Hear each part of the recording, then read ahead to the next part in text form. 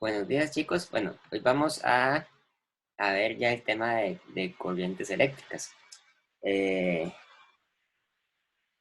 y cómo se relaciona con la energía potencial y el potencial eléctrico que hemos estudiado hasta el momento. Entonces, bueno, la corriente eléctrica, en el sentido más general, ¿verdad? Se define de la siguiente forma. Imagínense que ustedes tienen un material que conduce cargas eléctricas, o sea, un material conductor, como por ejemplo un metal. La corriente eléctrica entonces sucede cuando en el material hay cargas eléctricas positivas, o sea, asumiendo que el material estuviera hecho de cargas positivas, ¿verdad?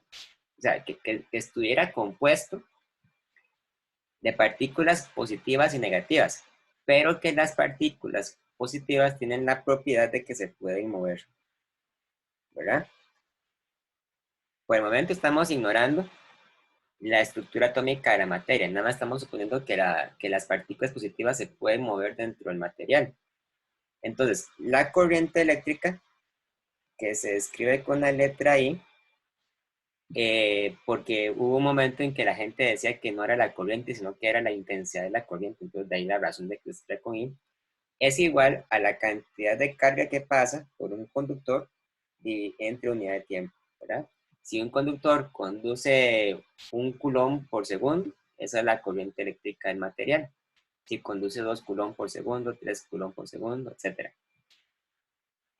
La unidad de medida para la corriente eléctrica no se llama coulomb por segundo, se llama ampere.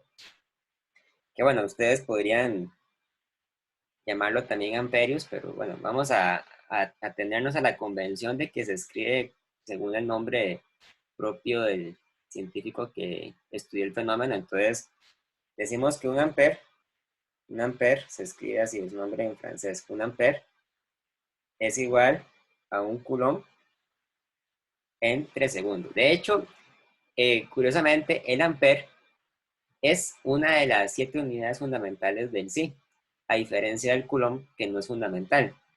Aunque uno podría pensar que la carga eléctrica como tal es más fundamental que la corriente. Lo que pasa es que la corriente eléctrica es mucho más fácil de medir experimentalmente que la carga. La carga es una cantidad muy abstracta cuando hablamos de medir cosas. Entonces, bueno, la relación es bastante sencilla, ¿verdad? Corriente eléctrica es igual a carga entre tiempo. Hay, sin embargo, una pequeña nota histórica que hay que hacer al respecto. Ustedes saben que la materia está hecha de átomos, ¿verdad? Y en cada átomo tenemos un núcleo donde hay protones, ¿verdad? Cargas positivas y donde también hay neutrones que son partículas negativas. Y alrededor del núcleo orbitan los electrones, aquí dibujados de un tamaño bastante exagerado.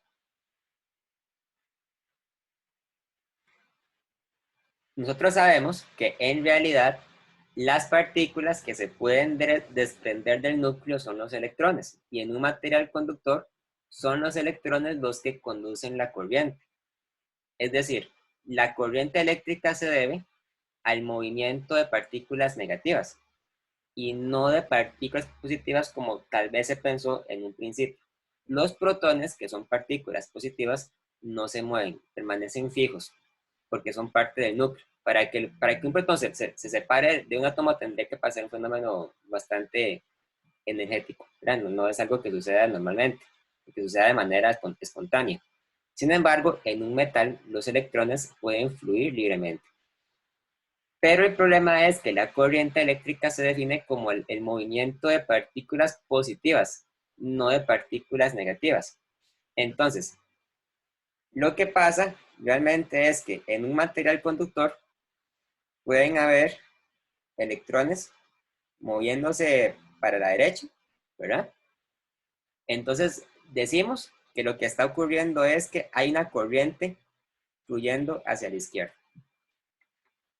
O sea, que la corriente eléctrica como fenómeno definido, ¿verdad? Siempre sucede en la dirección opuesta a la que se mueven los electrones. Porque decir que hay un flujo de electrones moviéndose hacia la derecha es físicamente lo mismo que decir que hay un movimiento de partículas positivas moviéndose hacia la izquierda. Esto es un accidente histórico bastante lamentable, pero bueno, ya estamos con la convención de que electrones son negativos, protones son positivos. Entonces, tenemos que asumir que la corriente eléctrica siempre fluye en el sentido opuesto a la que se mueven los electrones. Ahora bien, ¿qué es lo que hace que en un material metálico suceda una corriente eléctrica, ¿verdad? Porque eso no sucede espontáneamente. Bueno, para que haya una corriente eléctrica tiene que haber también una fuente de potencial eléctrico. Generalmente, el potencial eléctrico, al menos en aplicaciones de ingeniería, ¿verdad? Viene en una batería o en una fuente de potencial. Una batería es una máquina que produce una diferencia de potencial del tau, ¿verdad? Ustedes han visto que una batería tiene un terminal positivo y un terminal negativo. Hay fenómenos naturales donde también fluyen corrientes eléctricas, ¿verdad? Por ejemplo, en el cuerpo humano, yo entiendo que en el cerebro hay un montón de corrientes fluyendo a cada instante de tiempo, pero bueno, en esos casos existe una fuente de potencial natural. Pero, verá, menos conceptualmente no es fácil empezar hablando de baterías. Y esa batería se conecta a un material conductor, un cable, ¿verdad? O un pedazo de metal. No tiene por qué ser un cable. De hecho, cualquier aparato eléctrico se puede estudiar de esta manera. Entonces, conectamos la batería al conductor, ¿verdad? Y lo que sucede entonces es que hay una corriente eléctrica que sale por la terminal positiva, viaja a lo largo del conductor y finalmente se devuelve a la batería por la terminal negativa. Físicamente, lo que está ocurriendo, sin embargo, es digamos, lo siguiente. Los electrones salen más bien de la terminal negativa, fluyen por el conductor y finalmente se devuelven a la terminal positiva. Entonces, una batería, podemos verlo de esta manera, es como una bomba, es una máquina que artificialmente es capaz de mover o poner a circular los electrones. Ahora bien, en este fenómeno existen dos cantidades relacionadas. La diferencia de potencial que puede suministrar la batería y también la corriente eléctrica. Y cuando uno tiene una de las cantidades, en principio puede calcular el otro. Lo que pasa es que dependiendo del material del que está hecho el conductor, pueden ser que haya diferentes modelos, o sea, diferentes ecuaciones para describir la relación entre potencial eléctrico y corriente eléctrica. Generalmente, los materiales metálicos o conductores se describen mediante la ley de Ohm. Ohm es un apellido, ¿verdad? La ley de Ohm. La ley de Ohm tiene varias formas de ser enunciada. La forma más conocida es la siguiente. La ley de Ohm dice que en un material conductor, la diferencia del potencial aplicado es igual a la corriente que circula por el conductor multiplicada por una constante R. Esta constante R se llama la resistencia eléctrica. La resistencia eléctrica es una propiedad del conductor, ¿verdad? Así como el conductor tiene masa, tiene un tamaño, tiene una temperatura, tiene también una resistencia eléctrica, es una propiedad del conductor. Que ustedes pueden medir, ¿verdad? O la pueden consultar.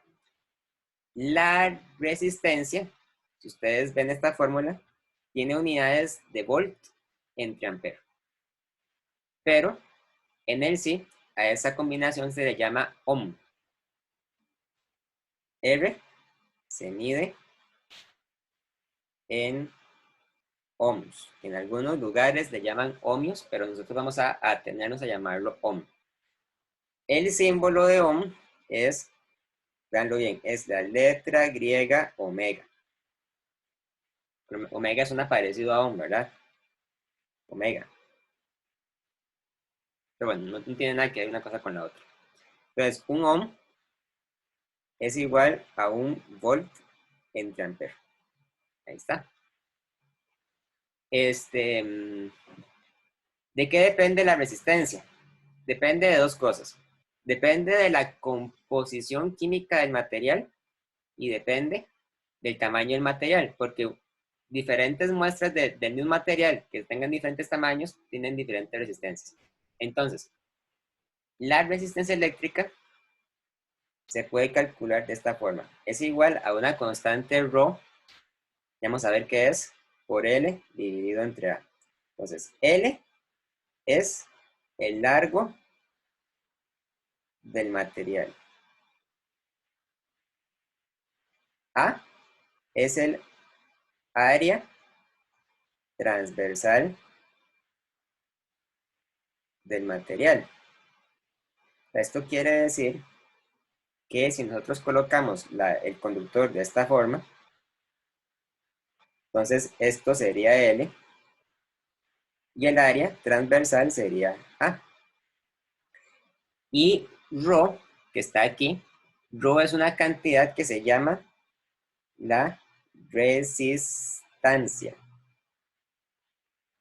La resistancia está relacionada con la resistencia, pero no es lo mismo, ¿verdad? La resistencia es R y la resistancia es ρ. Sin embargo, la resistancia es importante porque se supone que es una cantidad que únicamente depende de la composición química del material, ¿verdad? Si el conductor es de aluminio, de cobre, de hierro, entonces cada material tiene asociada su propia resistencia, que se les puede dar como un dato o ustedes la pueden calcular. Mientras que la resistencia, R, depende de la resistencia, pero también depende del largo del material y depende del área, ¿verdad? O sea, podríamos verlo de esta manera. La resistencia, R, es una cantidad extensiva, como en química, ¿verdad? Y la resistancia, ρ, es una cantidad intensiva.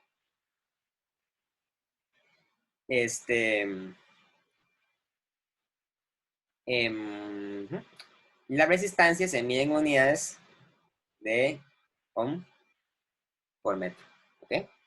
Ahora bien, todo esto que hemos visto, ¿verdad? La ley de Ohm, que el potencial es igual a la corriente por la resistencia, es un modelo físico, ¿verdad? Un modelo. O sea, quiere decir que funciona bajo ciertas condiciones razonablemente bien. Realmente, si ustedes aplican una diferencia de potencial altísima sobre un metal, ¿verdad? Eventualmente el metal se va a fundir, se va a quemar, entonces va a dejar de conducir como lo hace normalmente. Entonces, esta ley funciona en circunstancias que podríamos decir normales. De hecho, la resistencia en cierta forma también depende de la temperatura, depende de la presión y de otros fenómenos, ¿verdad? Pero bueno, por simplicidad vamos a suponer que es una cantidad constante, así como la resistencia. Entonces, hay problemas donde les piden calcular el potencial, la corriente o la resistencia si ustedes conocen una de las cantidades, bueno, si conocen dos de las cantidades involucradas, ¿verdad? Ustedes pueden despejar la corriente como el potencial entre la resistencia, pueden calcular la resistencia como el potencial entre la corriente y pueden calcular el potencial como la corriente por la resistencia. Entonces vamos a trabajar en esto por esta semana. Ok, perfecto. Vamos a dejarlo hasta aquí entonces.